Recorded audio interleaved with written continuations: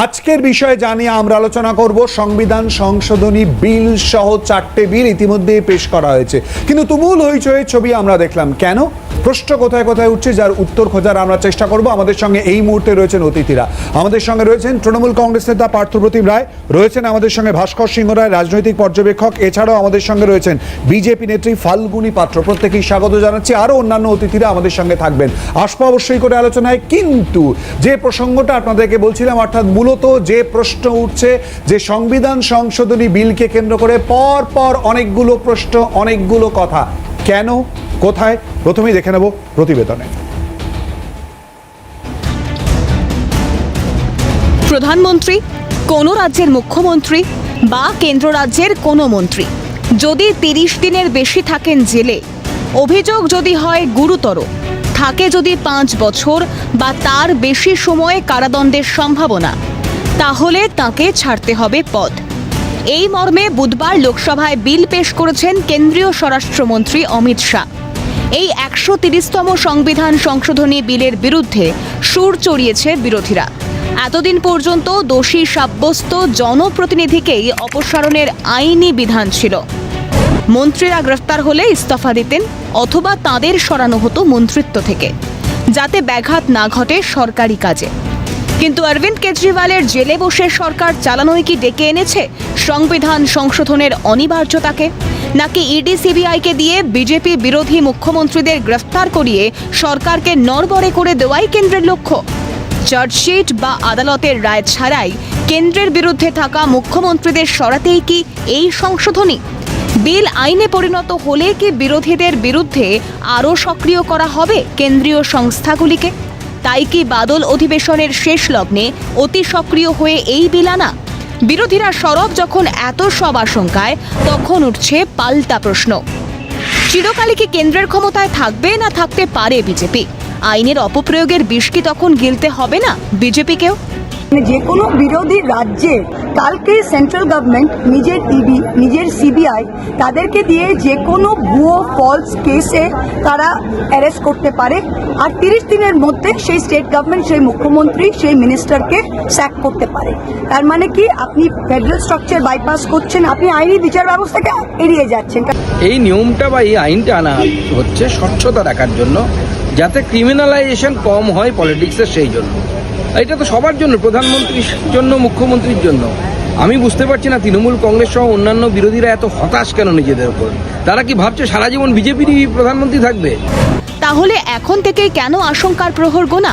প্রশ্ন আছে জনমনেও।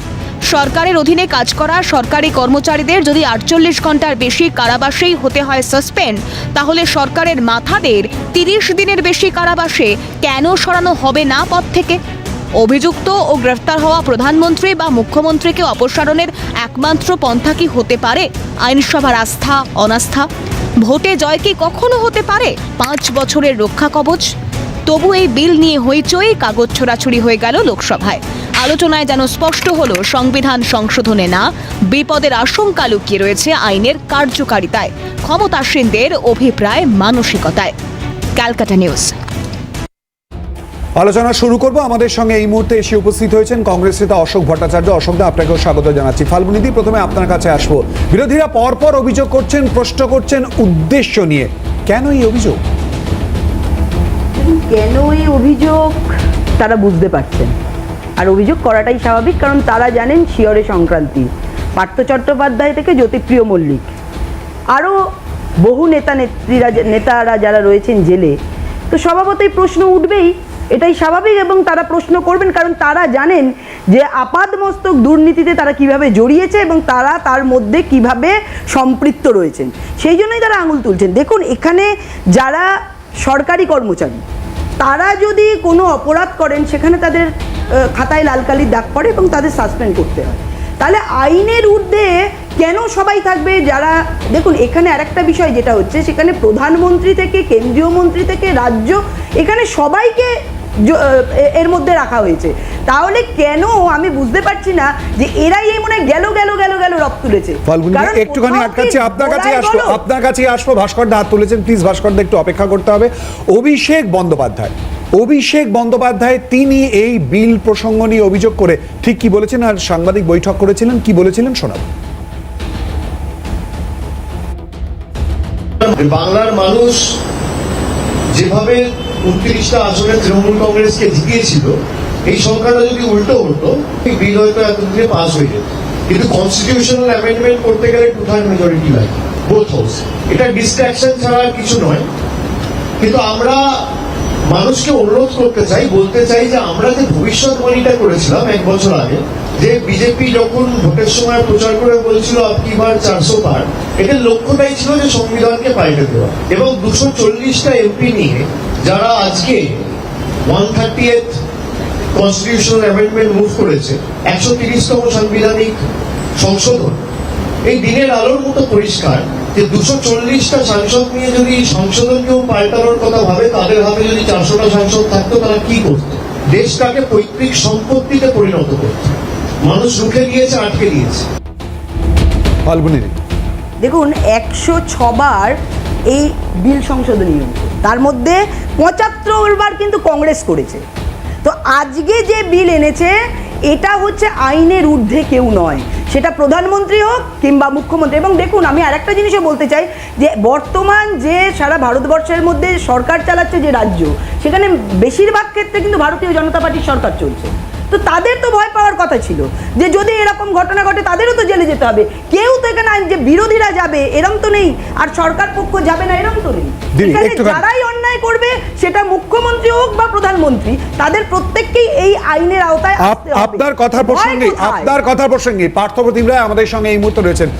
পার্থপ্রতিম বাবু, ইতিমধ্যেই যে কথা বলা হচ্ছে যে বিরোধীরা কেন ভয় পাচ্ছেন, কেন এত প্রশ্ন তুলছেন, কেন গেল রব করছেন, বিজেপির তরফ থেকে ফাল্গুনী দি আমাদের সঙ্গে রয়েছেন, কি বলবেন?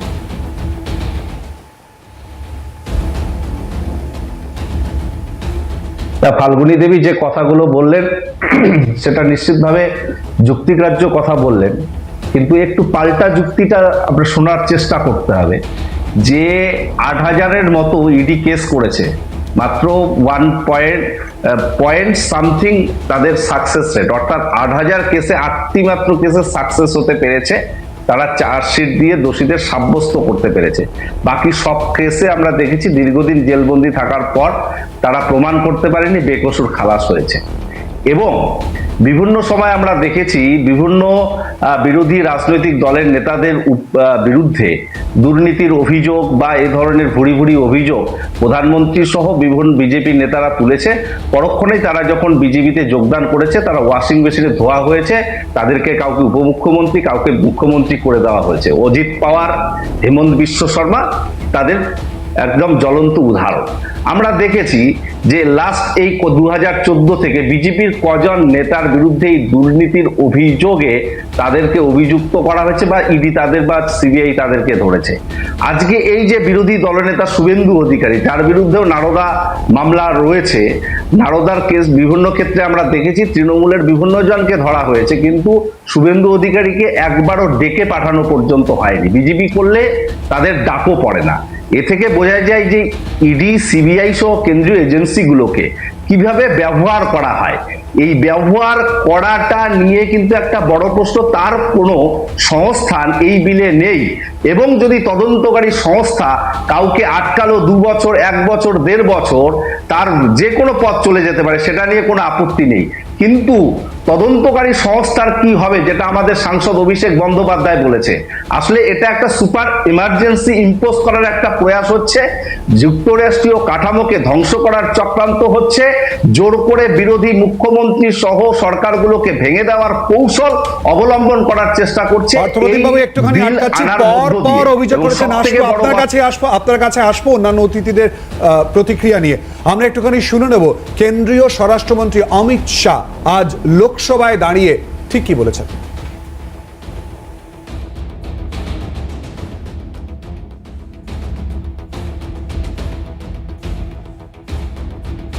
प्रस्ताव करता हूं कि भारत के संविधान का संशोधन करने वाले विधेयक, संघ राज्य क्षेत्र शासन अधिनियम 1963 का संशोधन करने वाले विधेयक और 2019 का और संशोधन करने वाले वाले विधेयक को माननीय अध्यक्ष जी द्वारा नाम निर्दिष्ट किए जाने वाले इस सभा के 21 सदस्य और उपसभापति द्वारा नाम निर्दिष्ट करने वाले 10 सदस्यों के मिलकर होने वाले सभाओं की संयुक्त सदस्यता सौंपा जाए।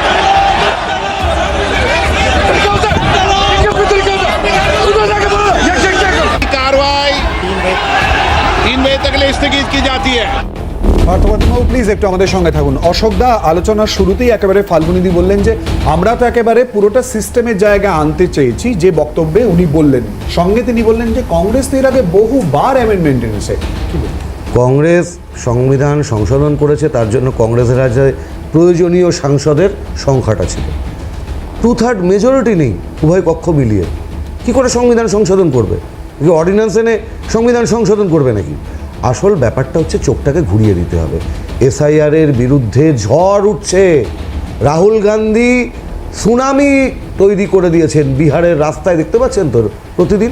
আপনারা হয়তো না দেখাতে পারেন, কিন্তু মানুষ জানেন, মানুষ দেখছে। মনে হলো আপনারা না দেখাতে পারেন, এটা মনে হলো হয় গণতন্ত্রের চতুর্থ স্তম্ভ হিসাবে দেখানো আমরা হবে না, এটা আপনি আশা করি। ভাবলেন কেন? এই প্রসঙ্গের মধ্যে আসছে, আমরা তো বিষয়টাই তো তুলে ধরছি। অশোকদা প্লিজ, আপনার মাঝে বলিনি, ফাল্গুনিদি আসবো আপনার কাছে অবশ্যই প্লিজ। আপনার মাঝে কিছু বলিনি, চুপচাপ শুনছিলাম। আপনি এবং আপনার নেতা মানে ফাল্গুনিদি এবং ফাল্গুনিদির নেতা অমিত শাহ, আমি অমিত শাহর নাম ধরেই বলছি, উনি নির্বাচক এবং নির্বাচন ব্যবস্থায়, সংসদীয় ব্যবস্থায় স্বচ্ছতার আনার কথা বললেন এবং বললেন নৈতিকতার দিকের কথা। ভাগ্যিস কংগ্রেস সরকার এইরকম কোনো আইন আনেনি। আসল ব্যাপারটা হচ্ছে যে অ্যারেস্ট হবে 30 দিন, তার পথ চলে যাবে, কিন্তু যে তরিপার হয়ে যায় তার তো পথ যায় না। তরিপার একটা মানুষ আজকে নৈতিকতা শেখাবে? তরিপার অমিত শাহ, ভোট চোর নরেন্দ্র মোদী, এরা নৈতিকতা শেখাবে ভারতবর্ষের মানুষকে? একেবারে বলছি শুনুন, উনি বললেন সরকারি চাকরির কথা। অশোকদা, খালি একটু অনুরোধ করবো, প্রধানমন্ত্রী, কেন্দ্রীয় স্বরাষ্ট্রমন্ত্রী, আপনারও প্রধানমন্ত্রী, আপনারও কেন্দ্রীয় স্বরাষ্ট্রমন্ত্রী, আমরা শব্দ সম্পর্কে যাতে সচেতন থাকি, সচেতনভাবে বলছি। একজন তরিপার মানুষ তিনি আজকে নৈতিকতা শেখাবেন? আবার বলছি, এবার একটা 2 নম্বর কথা, যেটা খুব মারাত্মক কথা, ফাল্গুনিদি কিভাবে মানে গোল গোল কথা বলে দিলেন। সরকারি চাকরি করলে কারোর যদি কনভিক্টেড না হয়, যতক্ষণ পর্যন্ত কনভিক্টেড হচ্ছেন না, জেলে থাকছেন, একটা নির্দিষ্ট সময়ের পর্যন্ত তাকে সাসপেন্ড করা হয়, তার চাকরি চলে যায় না, চাকরি যায় সে বিচারে অপরাধী প্রমাণিত হলে। ভাবুন, আপনি একজনকে 30 দিন আটক করে রেখে দেবেন, আপনার হাতে ক্ষমতা রয়েছে, প্রশাসন রয়েছে, সে নির্দোষ কি দোষী সেটা কিন্তু সাব্যস্ত হবে বিচার প্রক্রিয়া সম্পূর্ণ হওয়ার পরে। তা না করে তাকে পদ থেকে সরিয়ে দেওয়া চরম অগণতান্ত্রিক। আসলে এগুলো কিছুই হবে না। আবার বলছি, সমস্ত দেশ জুড়ে এসআইআর এর বিরুদ্ধে ঝড় উঠেছে রাহুল গান্ধীর নেতৃত্বে, ইন্ডিয়া জোটের নেতৃত্বে, এবং দিশেহারা হয়ে যাচ্ছে মোদি শাহ। আবার বলছি, ভোট চোর নরেন্দ্র মোদী, এই ন্যারেটিভটাকে ব্যক্তিগত আক্রমণে ঊর্ধ্বে গিয়ে কথা বলবেন, এই অনুরোধ থাকবে। আপনি যেহেতু একাধিকবার প্রয়োগ করছেন, আমি একাধিকবার আপনাকে অনুরোধ করব, এবং এই দায় আপনার। যে কথা আপনি বলছেন মাথায় রাখবেন। মুখ্যমন্ত্রী, প্রধানমন্ত্রী, স্বরাষ্ট্রমন্ত্রী, আপনারও মন্ত্রী, আমারও মন্ত্রী। ফাল্গুনিদি প্লিজ, আপনাদের বিরুদ্ধে সরাসরি ফাল্গুনিদি আপনার কাছে আসুন। ভাস্করদা প্লিজ, একটুখানি পরপর আক্রমণ যেহেতু বিজেপির দিকে চলে আসছে, আমার একটু নিতেই হচ্ছে প্রতিক্রিয়া। ফাল্গুনিদি, কেন পরপর এই প্রসঙ্গগুলো উঠে আসছে, বিশেষ করে যেখানে বলা হচ্ছে যে সংবিধানকে মানা হবে না? কেন? কারণ জানে কংগ্রেস যে আপাতমস্তক দুর্নীতিতে একদম নিমজ্জিত ছিল, সেটা সারা ভারতবর্ষের মানুষ এবং কংগ্রেস ভালো করে জানে। যার জন্য আমরা নয়, মানুষ তাদেরকে সরিয়ে দিয়েছে, যেখানে তাদের বিরোধী হিসাবে তারা তকমা পাওয়ার ক্ষেত্রে ছিল। আর এসআইআর এর কথা বলছেন, তিনি সেখান থেকে তিনি শুনুন, বিচার ব্যবস্থায় তাকে নির্দোষ প্রমাণিত করেছেন। তো অবশ্যই এখানেও তাই বলা হয়েছে, এখানেই তাই বলা হয়েছে যে বিচার ব্যবস্থায় তিনি যদি নির্দোষ প্রমাণিত হয় তাকে ফিরিয়ে দেওয়া হবে, সেটাই বলা হচ্ছে। ভালো করে দেখুন, বিচার ব্যবস্থায় নির্দোষ প্রমাণিত হলে তাকে তার জায়গা ফিরিয়ে দেওয়া হবে একদম 100%। আর এসআইআর এর কথা বলছেন, 13 বার কংগ্রেস এসআইআর করেছেন, আজকের এসআইআর এর বিরুদ্ধে আপনারা নেমেছেন কোন কারণে? তাহলে আপনারা কেন 13 বার এসআইআর করেছিলেন? উত্তর দিন আগে। দুজনকেই আটকাচ্ছি ভাস্কর, দুজনকেই আটকাচ্ছি। আবার আসবো অশোকদা, ফাল্গুনিদি প্লিজ, দুজনকে আটকাচ্ছি। না, একটু অনুরোধ প্লিজ। প্লিজ ভাস্কর দা সমস্যা কোথায়, প্রশ্ন কোথায়, কেন বারবার বিরোধীদের এই বক্তব্য প্রশ্ন উঠছে সংবিধান নিয়ে, আইন নিয়ে বারবার কেন? দেখুন 130তম সংবিধান সংশোধন করার যে প্রক্রিয়া আজকে শুরু হয়েছে সেটা নিয়ে প্রশ্ন উঠছে। সংবিধান সংশোধন করাতে প্রশ্ন উঠবে, কিন্তু এখানে একটা ভয়ঙ্কর প্রবণতা দেখা দিচ্ছে। আপনাদের জানতে হবে যে মানুষকে কারাবাস কেন করতে হয়, দুটো কারণে। এক, কনভিক্টেড হলে সশ্রম কারাবাস, আরেকটা হচ্ছে বিচারের সময় তদন্তের স্বার্থে কাস্টাডি চায়। যারা তদন্তকারী সংস্থা তারা বলেন জেল কাস্টাডিতে ট্রায়াল করেন, কাস্টাডি চায়। তার মানে কাস্টাডি মানে একজন মানুষ সন্দেহ করা হলো, তার বিরুদ্ধে অভিযোগ জমা পড়লো, কোর্টের কাছে প্রার্থনা করলেন তদন্তকারী সংস্থা যে পুলিশ কাস্টাডি বা জেল কাস্টাডি থাকলো, এবং জেল কাস্টাডি থাকাকালীন তদন্তের স্বার্থে তাকে রেখে দেওয়া হয়, এবং অনেক সময় বলা হয় যে বাইরে বেরোলে তদন্ত প্রভাবিত করতে পারেন ইত্যাদি করে দীর্ঘদিন ধরে রেখে দেওয়া হয়। এই তদন্তকারী সংস্থা দীর্ঘদিন ধরে জেলে বিচারাধীন বন্দীদের রাখার যে একটা পদ্ধতি, এই পদ্ধতিটা আমাদের একটা আইন ব্যবস্থা, একটা দীর্ঘসূত্রতা। এখানে দেখা যায় যে বহু ক্ষেত্রে সেই তদন্ত চলাকালীন দীর্ঘদিন রাখার পরেও তদন্তের পরে উঠে আসে সেই ব্যক্তি নির্দোষ। তাহলে যদি এই অ্যামেন্ডমেন্টে যে কথাটা বলা হচ্ছে যে একজন মানুষ, যিনি প্রধানমন্ত্রী, তার মর্যাদা সম্পন্ন, তিনি মুখ্যমন্ত্রী বা অন্যান্য ক্যাবিনেট মিনিস্টার, তাদের একটা মর্যাদা আছে, তাদেরকে আপনি যদি বহিষ্কার করেন, তাহলে যে শুধুমাত্র অভিযোগের ওপরে ভিত্তি করে, আমার কাছে ব্যক্তিটা নয় পদটা, সেই পদটার ক্ষেত্রে এটা একটা অবমাননা। এবং যেখানে ফেডারেল স্ট্রাকচার, আপনি বলুন ফেডারেল স্ট্রাকচারের কথা আপনি বলবেন। আজকে ইতিমধ্যে অভিষেক বন্দ্যোপাধ্যায় টুইট করেছেন, মমতা বন্দ্যোপাধ্যায় টুইট করেছেন, এবং মমতা বন্দ্যোপাধ্যায় ব্ল্যাক ডে হিসেবে উল্লেখ করেছেন। অবশ্যই, কেন এই যে আজকে এটা একটা ফেডারেল স্ট্রাকচারে কি আপনি জানেন আইন শৃঙ্খলা রাজ্যের বিষয়, কিন্তু কেন্দ্রীয় সরকার ইডি বা সিবিআই যারা তদন্তকারী সংস্থা, তারা কোনো সময় কোর্টের নির্দেশে অথবা সেন্ট্রাল গভর্নমেন্টের কোনো বিষয়ে তারা এনকোয়ারি করতে পারে। এখানে অনেক সময় দেখা দিচ্ছে, যেটা অশোকদা বললেন, যে ইডি বা সিবিআই তদন্তের স্বার্থে বহু অভিযুক্ত মানুষকে, বিশেষ করে রাজনৈতিকভাবে যাদের একটা পজিশন আছে বিরোধী দলের, তাদের বহুদিন ধরে গ্রেপ্তার করে রেখেছেন, এবং এই গ্রেপ্তার করে দীর্ঘদিন ধরে রাখা, তার ফলে যদি তাদের পদ চলে যায়, এটা তো অনৈতিক এবং ফেডারেল স্ট্রাকচারের উপর আঘাত। সঠিকভাবে আরেকটা কথা, ওনারা জানতেন যে বিজেপি আগেরবার 303 ছিল, এবারে 240, 2/3 মেজরিটি না থাকলে সংবিধান সংশোধনী পাশ করানো যায় না, সেটা নেই জেনেও অন্যদিকে এই এসআইআরের বিষয় বা অন্যান্য বিষয়ে যে কেন্দ্রীয় সরকারের এখন যা কিছু করছে তার বিরোধীদেরকে আটকানোর জন্য, ভাস্করদা প্লিজ একটুখানি আটকাতে হবে একেবারে এই প্রসঙ্গে। এই আলোচনায় প্রত্যেকের প্রতিক্রিয়া নেব, আমরা শুনিয়ে দেবো তৃণমূল সাংসদ কল্যাণ বন্দ্যোপাধ্যায়, তিনি আজ কি বলেন। স্ট্রাকচারকে ব্রেক করে দেয়া, সমস্ত ক্ষমতা ইডির হাতে তুমি দিয়ে দিচ্ছ, চিফ মিনিস্টারকে সরায় বলে, এটা হয় কখনো? ভারতবর্ষের সংবিধানকে একদম ধূলিসাৎ করে দিচ্ছে এরা, বিরোধীদের হবেই।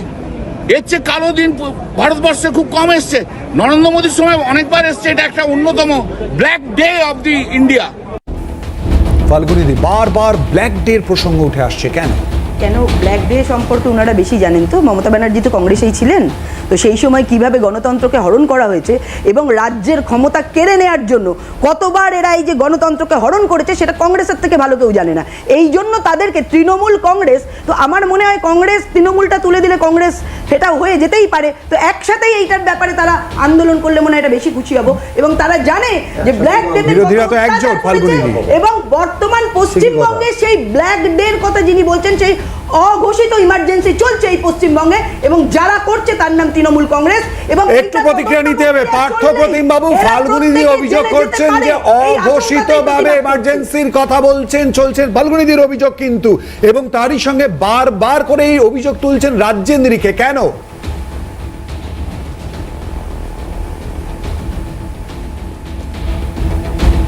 আসলে যে বিলটা আনা হয়েছে সেটা একটা ব্ল্যাক বিল, আর কংগ্রেস আমলে ইমার্জেন্সির কথা ওরা বলছে, আসলে এখন সুপার ইমার্জেন্সি, অঘোষিত সুপার ইমার্জেন্সির সামিল। যেভাবে বিচার বিভাগের স্বাধীনতাকে শেষ করতে চাইছে এই বিল, বিচার বিভাগকে পাশ কাটিয়ে কোথাও একটা ইডির হাতে একনায়কতন্ত্র দেওয়ার একটা প্রচেষ্টা চলছে, এবং ইডিকে নক্কারজনকভাবে ব্যবহার করার অলরেডি ব্যবহার করছে এবং তাকে আরো বৈধতা দিতে চেষ্টা করছে, যেখানে সুপ্রিম কোর্ট ইডি সিবিআই কে কখনো কখনো কেস প্যারট বলে উল্লেখ করেছে। ইডির এই সুপ্রিম যে ক্ষমতা, যাকে তাকে প্রমাণ ছাড়াই অ্যারেস্ট করার যে ক্ষমতা, সেটা নিয়ে মন্তব্য করেছে এই ধরনের অনৈতিক কাজকর্ম ইডি করছে। সেখানে দাঁড়িয়ে তাকে বৈধতা দিয়ে এই বিলের মাধ্যমে তারা যেখানে যেখানে বিরোধী শক্তি, যে রাজ্যগুলোতে বিরোধী রাজনৈতিক দলের লোকেরা থাকবে, যারা বিরোধী স্বরকে উচ্চ করবে, তাদেরকে কিভাবে হ্যারাস করতে হবে, তাদের সরকার ভেঙে দিতে হবে, তার একটা নতুন কৌশল হলো এটা। আর সঙ্গত কারণেই কংগ্রেসের মুখপাত্র বলেছেন যে 2/3 মেজরিটি না হলে সংবিধান সংশোধনী বিল কখনো পাস হতে পারে না, তাদের হাতে নেই, তারা জানে।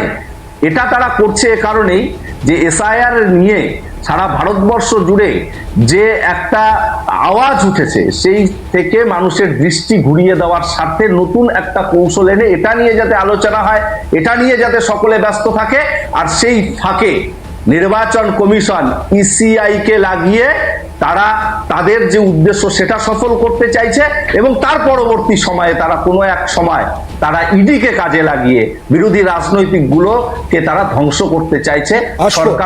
আসবো এবং ফাল্গুনীদের প্রতিক্রিয়া নেব, কিন্তু তার আগে আমরা শুনে নেব মহুয়া মৈত্র, তৃণমূল সাংসদ, তিনি ঠিক কি বলেছেন শোনাবো মহুয়া মৈত্রের বক্তব্য। আমাদের যেটা রিপ্রেজেন্টেশন অফ পিপলস অ্যাক্ট আছে, তাতে পরিষ্কার লেখা আছে যে কোনো জনপ্রতিনিধিকে 7 বছরের বেশি যদি ইমপ্রিজনমেন্টে যদি তাকে কোনো কোর্ট কনভিক্ট করে তবে তাকে সরানো যায়। এই বিলটা বলছে যে কোনো ইলেক্টেড মুখ্যমন্ত্রী, মমতা ব্যানার্জি আজকে 8 কোটি মানুষ 9 কোটি মানুষ ভোট দিয়ে তাকে জিতিয়েছে, তিনি তাদের কথায় আজকে মুখ্যমন্ত্রী হয়েছে। কালকে সেন্ট্রাল গভর্নমেন্ট নিজের ইডি নিজের সিবিআই তাদেরকে দিয়ে যে কোনো ভুয়ো ফলস কেসে তারা অ্যারেস্ট করতে পারে, আর 30 দিনের মধ্যে সেই স্টেট গভর্নমেন্ট, সেই মুখ্যমন্ত্রী, সেই মিনিস্টারকে স্যাক করতে পারে। তার মানে কি, আপনি ফেডারেল স্ট্রাকচার বাইপাস করছেন, আপনি আইনি বিচার ব্যবস্থাকে এড়িয়ে যাচ্ছেন, কারণ বিচার ব্যবস্থারই একমাত্র রাইট রয়েছে কাউকে ইনোসেন্ট বা কাউকে গিলটি প্রুভ করা।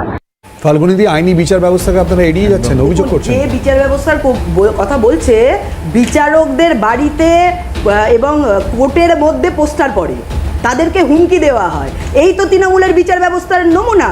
গণতন্ত্রে আজকে আমরা দেখতে পাই ব্যালট বাক্স রাস্তায় পড়ে রয়েছে, জঙ্গলে পড়ে রয়েছে, খুন করে দেওয়া হচ্ছে, রক্তাক্ত হচ্ছে, এই তো গণতন্ত্র পশ্চিমবঙ্গের। এই গণতন্ত্র থেকে বাঁচানোর জন্য আপনারা তো বলছেন এই আইনগুলো যাতে না হয়, তাহলে সত্যিকারের যারা মানে একদম পশ্চিমবঙ্গের গণতন্ত্র, যারা এরকম মানুষের গণতন্ত্র ছিনিয়ে নিয়ে ব্যালট বক্স পুকুরে ফেলে দিচ্ছে, রাস্তায় ফেলে দিচ্ছে, তারা বেঁচে যাবে। এই গণতন্ত্রের কথা আমি পার্থপ্রতিম বাবুর প্রতিক্রিয়া নেব, প্লিজ।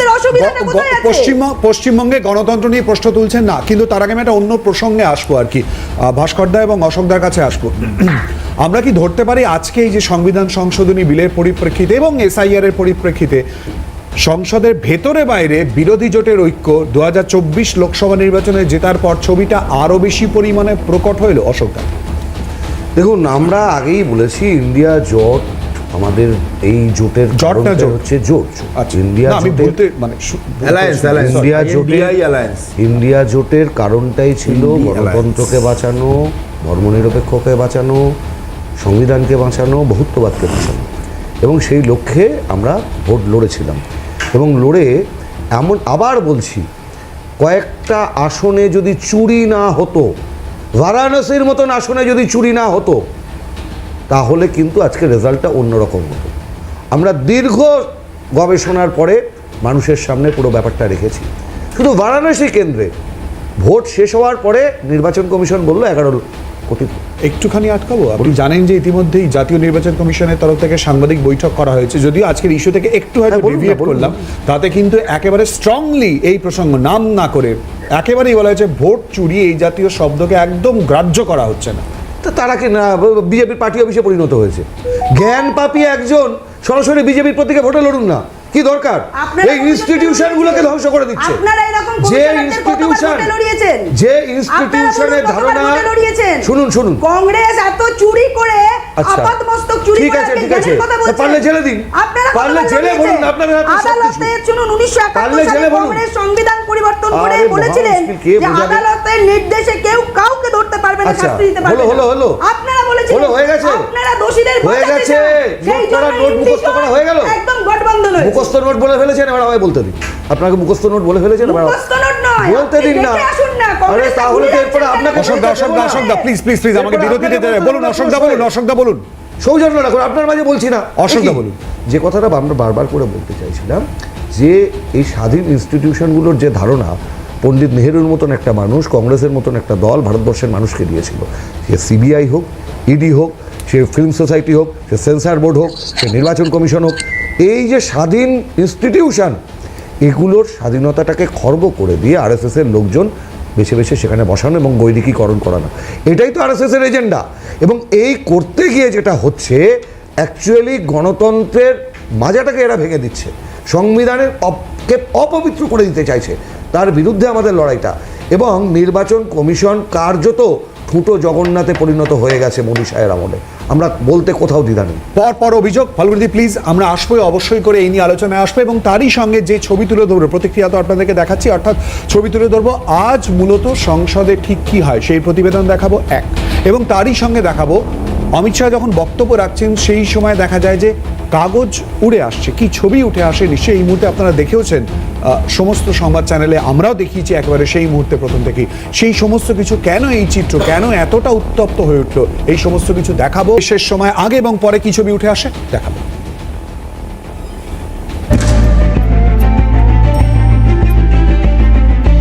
দুর্নীতির বিরুদ্ধে লড়াই নাকি আইনি পথে ক্ষমতা দখলের চেষ্টা? সংসদে 130তম সংবিধান সংশোধনী বা কনস্টিটিউশন বিল পেশ ঘিরে একাধিক প্রশ্ন উঠছে। বুধবার লোকসভায় বিলটি পেশ করেন কেন্দ্রীয় স্বরাষ্ট্রমন্ত্রী অমিত শাহ। আর বিল পেশ হতেই উত্তপ্ত লোকসভা। ইন্ডিয়া জোটের বিরোধী সাংসদদের সঙ্গে তীব্র বাদানুবাদ হয় কেন্দ্রীয় স্বরাষ্ট্রমন্ত্রী অমিত শাহের। উত্তপ্ত বাক্য বিনিময় হয় তৃণমূল সাংসদ কল্যাণ বন্দ্যোপাধ্যায়ের সঙ্গেও। অমিত শাহকে উদ্দেশ্য করে কাগজ ছোড়েন বিরোধীরা। এর মধ্যে ওয়েলে নেমে বিক্ষোভ দেখান বিরোধী সাংসদরা। এর মধ্যেই সংসদ বিষয়ক মন্ত্রী কিরণ রিজিজু ও রেল প্রতিমন্ত্রী রণজিৎ সিং বিট্টুর বিরুদ্ধে তৃণমূলের দুই মহিলা সাংসদ শতাব্দী রায় ও মিতালি বাগকে সামনে থেকে ধাক্কা মারার অভিযোগ উঠেছে। শেষ পর্যন্ত প্রবল হইহট্টগোল, বিরোধিতার মুখে বিলটিকে যৌথ সংসদীয় কমিটিতে পাঠানো হয়। আবগারি দুর্নীতি মামলায় গ্রেফতারির পরেও দীর্ঘদিন দিল্লির মুখ্যমন্ত্রীর পদে ছিলেন অরবিন্দ কেজরিওয়াল। গ্রেফতারির পরেও পদত্যাগ করেননি তামিলনাড়ুর মন্ত্রী সেন্থিল বালাজি। একই উদাহরণ রয়েছে বাংলাতেও। নিয়োগ দুর্নীতি কাণ্ডে গ্রেফতারির পরেও দীর্ঘদিন পশ্চিমবঙ্গের শিক্ষামন্ত্রী পদে ছিলেন পার্থ চট্টোপাধ্যায়। একইভাবে রেশন দুর্নীতি কাণ্ডে গ্রেফতারির পর বনমন্ত্রী ছিলেন জ্যোতিপ্রিয় মল্লিক।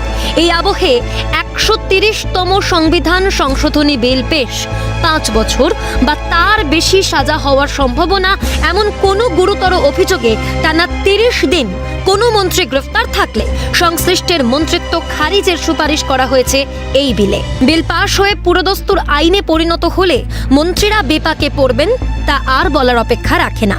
এই আবহে কেন্দ্রের শাসক দল বিজেপি যুক্তি দিচ্ছে, এই বিল পাশ হয়ে আইনে পরিণত হলে দুর্নীতি বহুলাংশে কমবে। কিন্তু বিজেপির যুক্তি মানতে নারাজ বিরোধীরা। এই আইনকে রাজনৈতিক অস্ত্র হিসেবে ব্যবহার করার আশঙ্কা করছে বিরোধীরা। আশঙ্কা করছে দেশকে পুলিশি রাষ্ট্রে পরিণত করার। বস্তুত সাম্প্রতিক অতীতে বিভিন্ন সময় মহারাষ্ট্র সহ একাধিক রাজ্যের বিধানসভা নির্বাচনের ফল ত্রিশঙ্কু দেখা গিয়েছে। বিজেপিকে রুখতে বিরোধীরা জোট বেঁধে সরকার গঠন করেছে, কিন্তু সেই সরকারের মেয়াদ বেশি দিন হয়নি।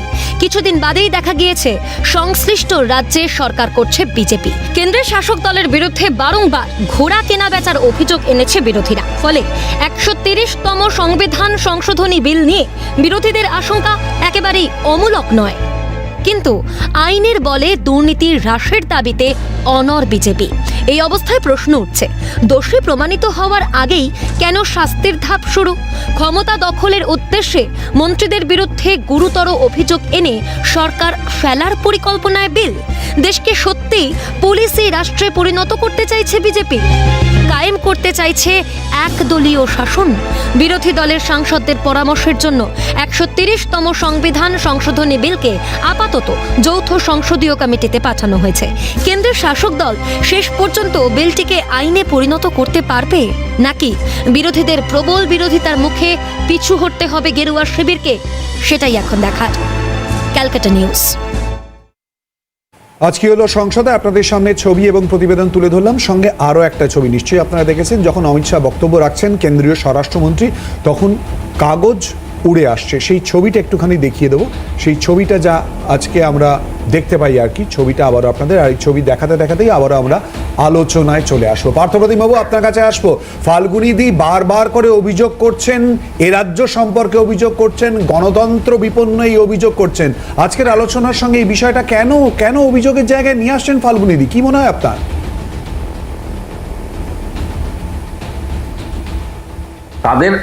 তাদের বলবার কোনো জায়গা নেই বলে এ ধরনের তারা কথা বলছে। বিজেপি শাসিত রাজ্য মণিপুরের কথা একটু বলি, শুনুন।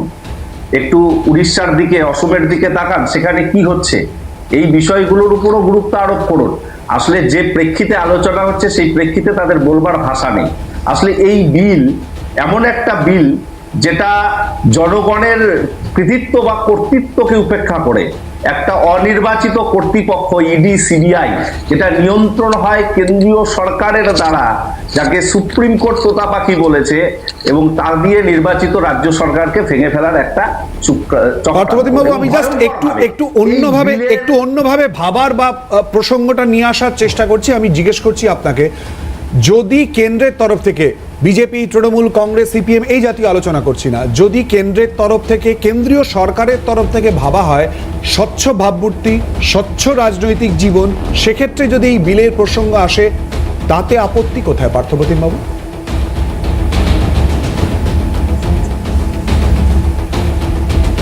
আপত্তি নেই, কিন্তু একটা বড় জায়গায় আপত্তি রয়েছে, যেটা আমাদের সাংসদ অভিষেক বন্দ্যোপাধ্যায় বলেছেন, আমাদের দলনেতা, যে যদি দীর্ঘদিন আটকে রাখার পর একজন মানুষ বেকসুর খালাস হয়, তাহলে ইডি বা সিবিআই কে পদত্যাগ করতে বলা হবে। তো এই আপনার প্রসঙ্গে আপনি যেহেতু এই মুহূর্তে বলেন অভিষেক বন্দ্যোপাধ্যায় ঠিক কি বলেছিলেন, অভিষেক বন্দ্যোপাধ্যায় আরো কি বলেছিলেন, আরো একবার তুলে ধরবো আপনাদের সামনে।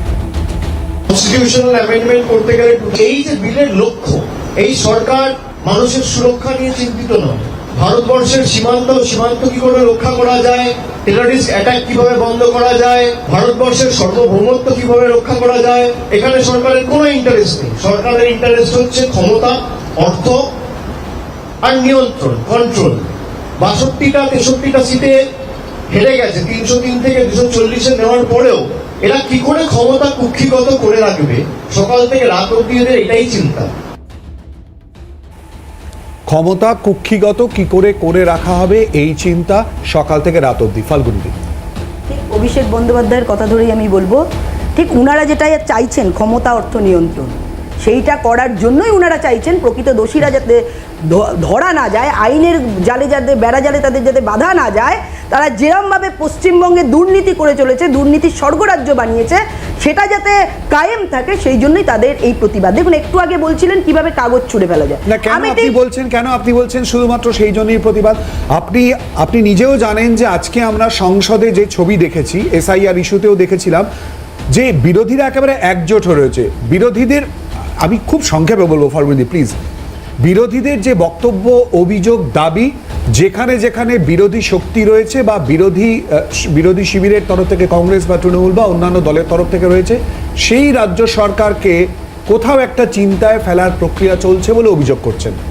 আমি আপনার কথা ধরেই বলি, এসআইআর তো এর আগে কংগ্রেস 13 বার করেছে, আমাদের তো প্রথম করা হচ্ছে নির্বাচন কমিশন, এবং এখানে সুপ্রিম কোর্টের হস্তক্ষেপ রয়েছে এর মধ্যে। তো কেন ইনারা এসআইআর নিয়ে বলছেন বারবার? এর আগে 13 বার হয়েছে এসআইআর, 1 নাম্বার। 2 নম্বর, আমার প্রশ্ন ছিল বিরোধী ঐক্যের কথা। ফাল্গুনী প্লিজ আসবো, একটুখানি ভাস্করদা এবং অশোকদার প্রতিক্রিয়া নিতে হয়। ভাস্করদা, দেখুন, এই যে এসআইআর নিয়ে যে কথা বলছে, সেটা তো এসআইআর নিয়ে আলোচনা চাইছে, এসআইআর নিয়ে তো আলোচনা করা যাচ্ছে না। আমি এসআইআরটা উদাহরণ হিসেবে বলেছি, আমরা আজকের কনটেক্সটে আজকের কনটেক্সটে যেটা বলছেন যে বিরোধীরা এক হয়েছে, এটা গণতন্ত্রের প্রশ্ন, এটা ফেডারেল স্ট্রাকচারের প্রশ্ন। এখানে আপনি বলুন, কনসেনসাস বলে একটা কথা আছে। কনসেনসাস মানে সহমতের ভিত্তিতে আপনি বলুন, আলোচনা বা সহমতের ভিত্তিতে কখনোই কোনো বিল পেশ করা, তারপরে সেটা পাস করার দিকে কিন্তু এই সরকার যাচ্ছে না। আপনি বলছেন যে 130th কনস্টিটিউশনাল অ্যামেন্ডমেন্ট করছেন, এই অ্যামেন্ডমেন্টটা আনার আগে কোনো আলোচনাই করেনি, কোনো আলোচনা হয়নি, সরাসরি টেবিল করেছে। টেবিল করার পরে যে 2/3 মেজরিটি নিয়ে পাস করাতে পারবে না জানে। যে প্রশ্নটা করা হচ্ছে অভিষেক বন্দ্যোপাধ্যায় করেছেন, আজকে আপনি বলুন যে একজন মানুষকে, তিনি একজন মন্ত্রী, মর্যাদা সম্পন্ন মন্ত্রী, মন্ত্রীর মর্যাদা হচ্ছে তার পদ, তার সাংবিধানিক পদের মর্যাদা, সেখানে আপনি একজনকে অভিযুক্ত হিসাবে বললেন, সেই অভিযুক্ত করে তাকে আপনি গ্রেপ্তার করলেন। গ্রেপ্তার করে 30 দিন পরে তিনি ছাড়া পেলেন না, তিনি বিচারাধীন বন্দী হিসেবে থাকলেন, তার পদটা চলে গেল। এবারে তাকে আর কত বছর লাগতে পারে সেরকম তো কোনো নির্দিষ্ট নিয়ম নেই যে তার খুব গুরুত্বপূর্ণ প্রশ্ন। আমি আসবো, কিন্তু তার আগে আমরা শুনে নেবো। ইতিমধ্যে এই নিয়ে পরপর প্রতিক্রিয়া আসছে। প্রিয়াঙ্কা গান্ধী কি বলেছেন তুলে ধরবো আপনাদের সামনে, এছাড়াও সুকান্ত মজুমদার কি বলেছেন, পরপর তাদের বক্তব্য আপনাদের সামনে তুলে ধরবো। It goes against everything, and to couch it as a measure which is being taken anti-corruption is just to pull a veil across the eyes of the people, because what it basically allows a government to do is to put you don't even have to be convicted. Tomorrow you can put any kind of case on a chief minister and put him in jail for have him arrested for 30 days without even him being convicted, and then he ceases to be chief minister. It's there plain for everybody to see. So I think that it's absolutely wrong. It's anti our constitution. It's against our constitution. It's undemocratic, and it's very unfortunate. আমি বুঝতে পারছি না তৃণমূল কংগ্রেস সহ অন্যান্য বিরোধীরা এত হতাশ কেন নিজেদের উপর। তারা কি ভাবছে সারা জীবন বিজেপিরই প্রধানমন্ত্রী থাকবে? 14 সালের আগেই তো আমাদের প্রধানমন্ত্রী ছিল না, তখন তো তারা প্রধানমন্ত্রী ছিলেন। তবে আমি বুঝতে পারছি তৃণমূল কংগ্রেসের ভয়ের কারণ আছে। অন্য বিরোধীরা হয়তো অত চিৎকার চেঁচামেচি করবে না, করলেও অল্প করবে, গাঁইগুই করবে। ও তৃণমূল গলা ফাটিয়ে চিৎকার করবে, কারণ তৃণমূল যে হারে দুর্নীতি করেছে, ওই পরিমাণ দুর্নীতির জন্য তো তৃণমূলের সব নেতাদেরকেই জেলের ভেতরেই থাকার কথা। কেন এই অভিযোগ উঠছে বারবার করে? বিতর্ক আলোচনা, এই নিয়ে আমরা কথা বলছি, আলোচনা আসবো অবশ্যই করে। আমরা শুনে নেবো অভিজিৎ গঙ্গোপাধ্যায় এবং অদিত চৌধুরী, তারা কে কি বললেন। ভারতবর্ষের আজকে যে সরকার, তারা যে স্বৈরাচারী মানসিকতার দ্বারা প্রভাবিত, এই বিল আনার মধ্য দিয়ে তা আরেকবার প্রমাণিত হচ্ছে। এগুলো হচ্ছে ড্রাকোনিয়ান ল বলতে পারি আমরা, যেখানে ভারতবর্ষের আজকে সরকার সংখ্যা গরিষ্ঠতার দৌলতে যা খুশি তাই করবার মানসিকতা অর্জন করেছে। 30 দিন বেঁধে দেওয়া, 31 দিন বেঁধে দেওয়া, তারপর যদি প্রেসিডেন্ট গভর্নর সই না করে এমনি সরে যাওয়া, তাহলে আর দেশের বিচারক মণ্ডলীর দরকার কি আছে? এটা তো কোনো চক্রান্তই নেই। এটা আজকে আমাদের রাজনৈতিক জীবন যেরকম অস্বচ্ছ হয়ে গেছে, তাতে স্বচ্ছতা আনার প্রশ্নে একেবারে সঠিক একটা বিল আনা হচ্ছে। এই বিলের যে প্রভিশন সম্পূর্ণ সঠিক এবং এটা আনাই উচিত। এবং এতে যারা ভয় পাচ্ছে তাদের নিশ্চয়ই অনেক লোক আছেন তাদের মধ্যে যারা 30 দিনের বেশি জেলে থাকবে। পার্থপ্রতিম বাবুর কাছে সরাসরি চলে যাব। আপনারা নাকি ভয় পাচ্ছেন? বারবার দেখছি বিজেপি সাংসদদের বক্তব্য, ফাল্গুনীদেও বলেছেন।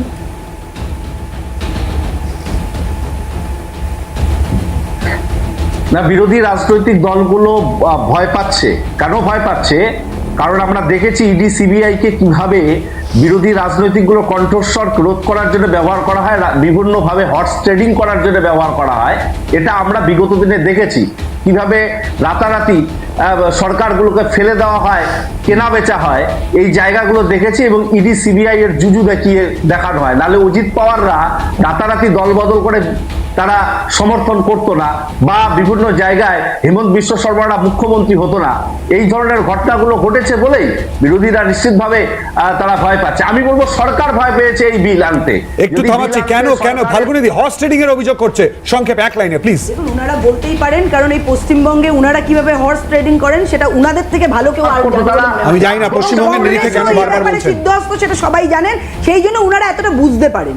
কারণ যে কাজটা করেছে, দেখুন একটু আমি বলে নিই, এই যে কাগজ ছোড়ার বিষয়টা বললেন, ঠিক মমতা ব্যানার্জি 2005 সালে কাগজ ছুড়ে মেরেছিল ভুয়ো ভোটার লিস্টের জন্য, ভুয়ো ভোট ঢুকে রয়েছে। ঠিক আজকে এসে পার্থপ্রতিম বাবু এক লাইনে, পার্থপ্রতিম বাবু এক লাইনে, অশোক ভাস্কর কাছে যেতে হবে, এক লাইনে প্লিজ পার্থপ্রতিম বাবু। আমরা এখনো বলছি নির্বাচন কমিশন ব্যর্থ হয়েছে, ভোটার লিস্ট ভুতুরে ভোটারে ভরে গিয়েছে।